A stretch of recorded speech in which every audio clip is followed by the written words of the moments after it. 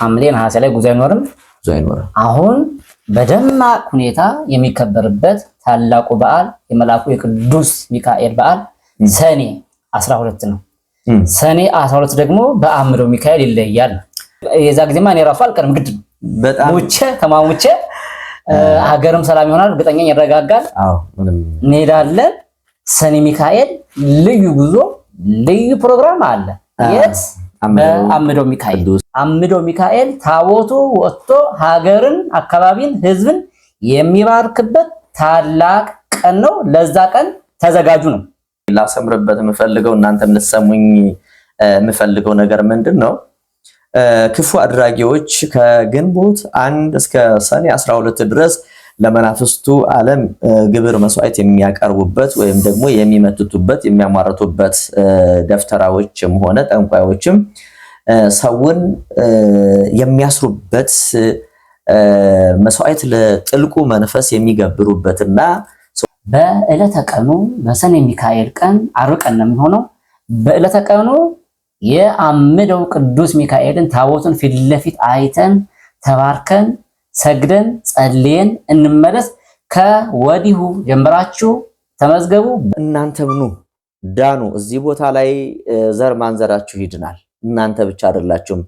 እናንተ ሄዳችሁ ማለት ቤተሰቦቻችሁ በዙሪያችሁ ያሉ የተጨነቁ የታሰሩ በሙሉ ባልጋ ቁራኛ በደዌ ዳኛ የተያዙ በርኩሳን መናፍስት በመተትና በአስማት የተተበተቡ ቤተሰቦቻችሁ በረከት የሰላቢ መንፈስ አብር አንከርት ግደል ተብሎ የተላከ አጥፊ መንፈስ በሙሉ የሚጠፋበትና ስራው የሚወድምበት የመተተኞች መተት የሚከሽፍበት ስለሆነ ሁላችሁም መታችሁ ዳኑ።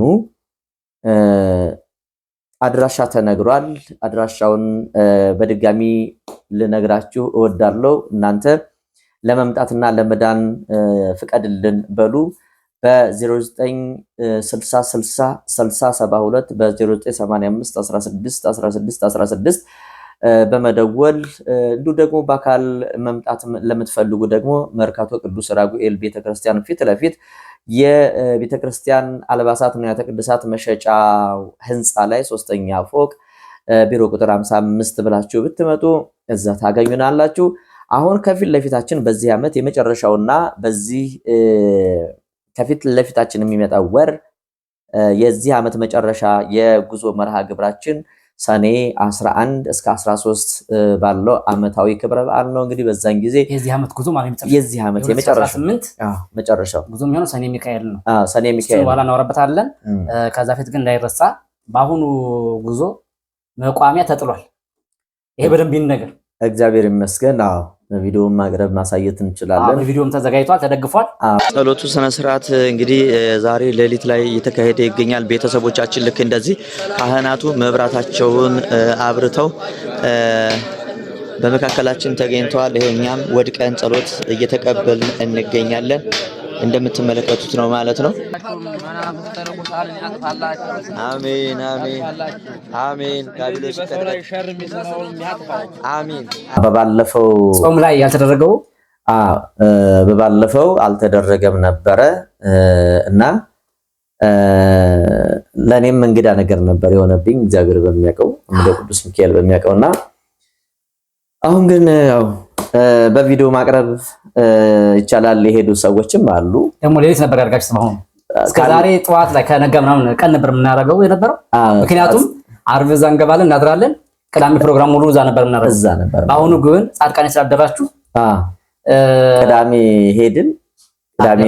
ቅዳሜ አደርንና ቅዳሜ ለእሑድ ጠዋት ቅዳሜ ሌሊት እንደማለት ነው። ለቅዳሜ ሌሊት እንደዛ ሌሊት ነበር የተደረገው። በጣም ደስ የሚል ነበር። መቋሚያ ተጥሏል። በጣም ያ ደግሞ ሲጣል አውሬ የሚወድቅ እንዴ ክፉ ነገር አለ። ጥላት ነው የተጣለው፣ ሌላ አይደለም። ምክንያቱም የሰው ልጅ በአሁኑ ሰዓት ታሟል። በየሆስፒታሉ በየጸበሉ አብዶ ታስሮ ስታየው በጣም ያሳዝናል።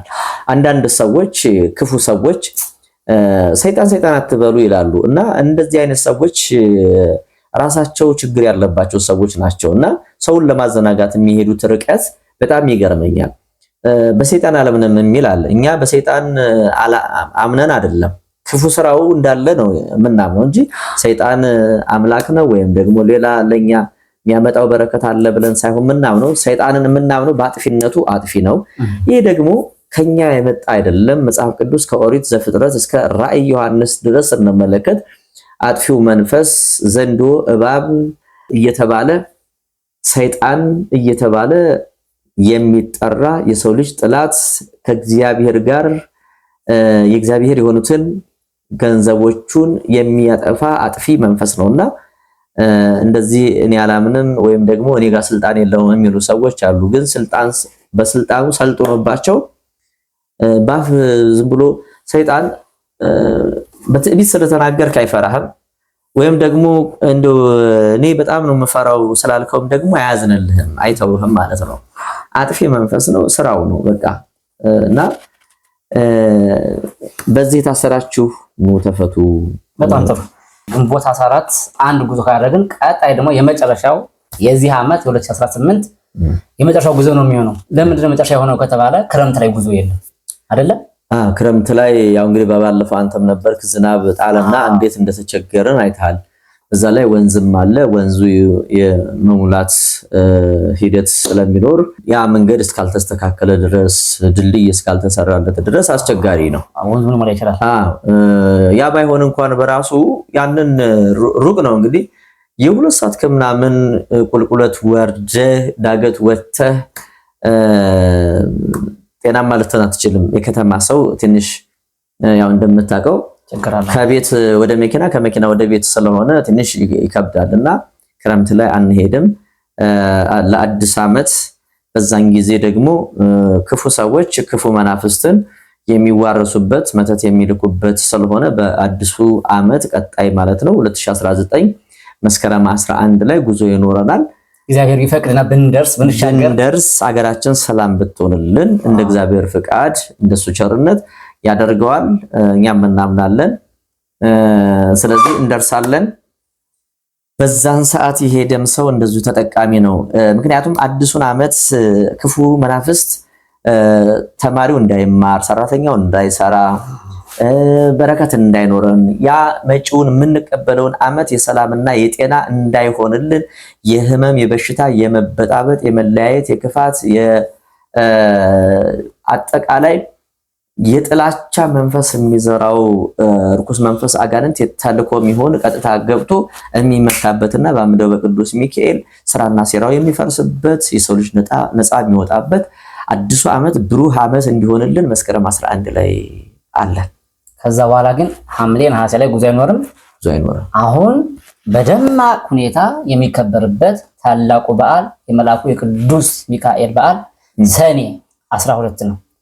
ሰኔ 12 ደግሞ በአምደው ሚካኤል ይለያል። የሚገርም ነገር ታቦቱ ይወጣል፣ ይባርካል።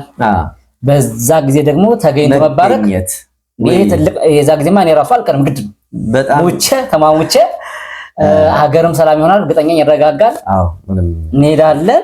ሰኔ ሚካኤል ልዩ ጉዞ ልዩ ፕሮግራም አለ። የት?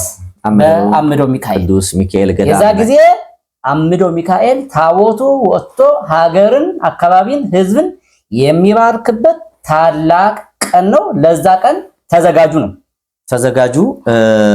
በነገራችን ላይ እዚሁ ላይ ላሰምርበት የምፈልገው እናንተም ልትሰሙኝ የምፈልገው ነገር ምንድን ነው?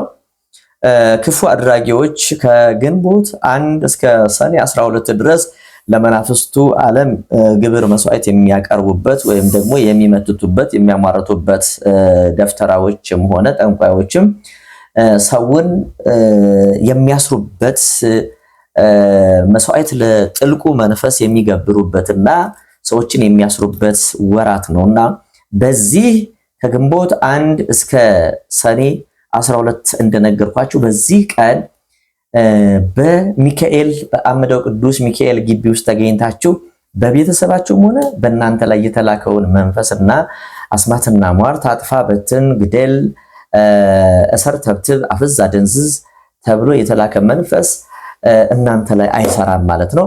ወደ ራሳቸው ነው የሚመለሰው። እዛ ቦታ ላይ ጸሎት ሲደረግ ቃል ኪዳኑ ምንድነው? አንደኛ የገባው መንፈስ የተላከው መንፈስ ይያዛል፣ የተወሰደብህ ዕድል ይመለሳል።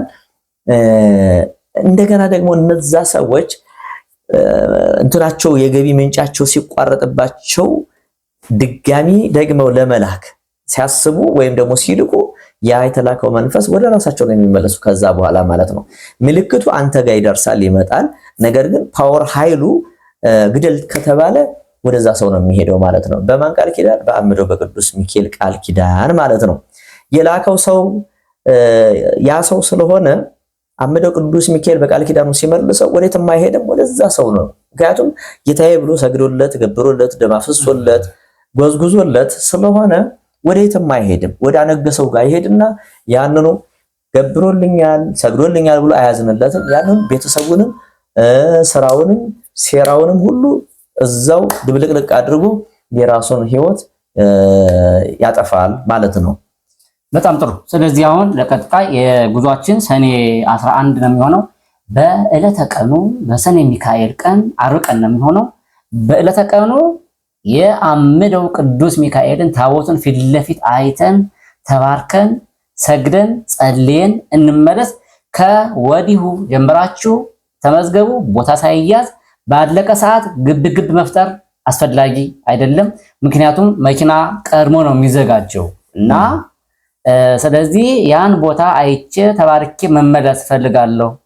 እንደ ወገኖች እዛ ድነው እንደመጡት ሁልጊዜ በየቀኑ በየጊዜው የሚሰጥ ምስክርነት አለ። እኔም እንደነዛ ሰዎች ምስክርነትን መስጠት እንድፈልግ ቅዱስ ሚካኤል እንዲያግዘኝ መሄድ እፈልጋለሁ የምትሉ ወገኖች ካላችሁ ከወዲሁ ጀምራችሁ ተመዝገቡ። ስልኮች አሉ፣ አድራሻዎች አሉ። ስትፈልጉ በአካል ስትፈልጉ በስልክ ተመዝገቡ። ሰኔ ሚካኤልን በአምደው ሚካኤል እናሳልፍ ነው። ምዝገባ ከዛሬ ጀምሮ ማለት ይቻላል ይሄ ቪዲዮ ከወጣበት ጀምሮ እስከ ሰኔ 5 ድረስ ምዝገባ ነው። ከዛ በኋላ አንቀበልም። ምክንያቱም ብዙ ነገሮችን አሬንጅ የምናደርግበት ምክንያቱም አሁን እዛ ጋር እንግዲህ መኪና ቀድመህ ትይዛለህ። የሰውን ብዛት ካወክ በኋላ መኪና ታዘጋጃለህ። እንደገና ደግሞ እዛ ለምሳሌ ምግብ ገዳሙ ጋር እኛ ነን የምናዘጋጀው።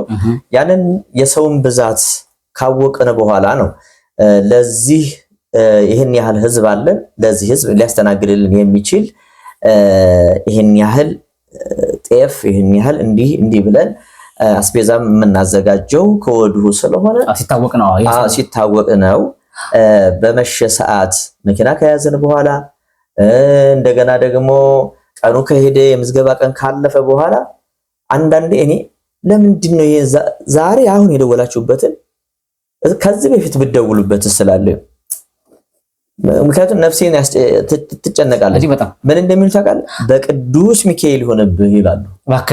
ማዝግበን ይሄው ግዝት ውስጥ ከመግባታችሁ በፊት እስካሁን ለምን አልደወላችሁ? የሚሞላ አልመሰለንም። ተነግሮ አይደለም ወይ?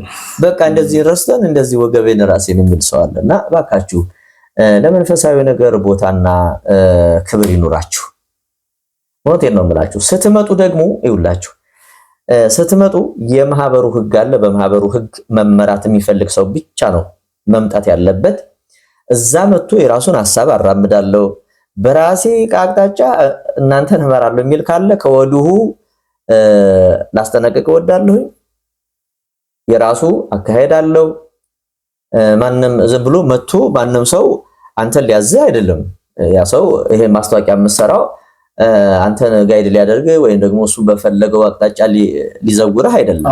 የሚገርመው ነገር ግን ብዙ ነገር ስለገጠመን አንተ የምታውቃቸው ነገሮች ስላሉ ነው። እዛ ድረስ ከደከማችሁ አይቀር ከመጣችሁ አይቀር ማለት ነው። ለዓላማ ይሁን ለድህነት ይሁን። ዓላማ ደግሞ አንድና አንድ ብቻ ነው፣ ድህነት ነው፣ መዳን ብቻ ነው አይደል? ይሄን ብቻ አስባችሁ ተጓዙ። ከዛ ውጪ የሆዴን ነገር፣ የምግብ ነገር፣ የቤቴ ነገር እያልክ መንታ ልብ ሆነ መሄድ አይጠበቅብህም። እንደዛ ከሆነ ድህነቱ ሌላ ነገር ነው የሚሆነው። አንዳንድ ሰዎች ግሩፕ ፈጥረው ይመጡና ማለት ነው በጣም ይገርመኛል።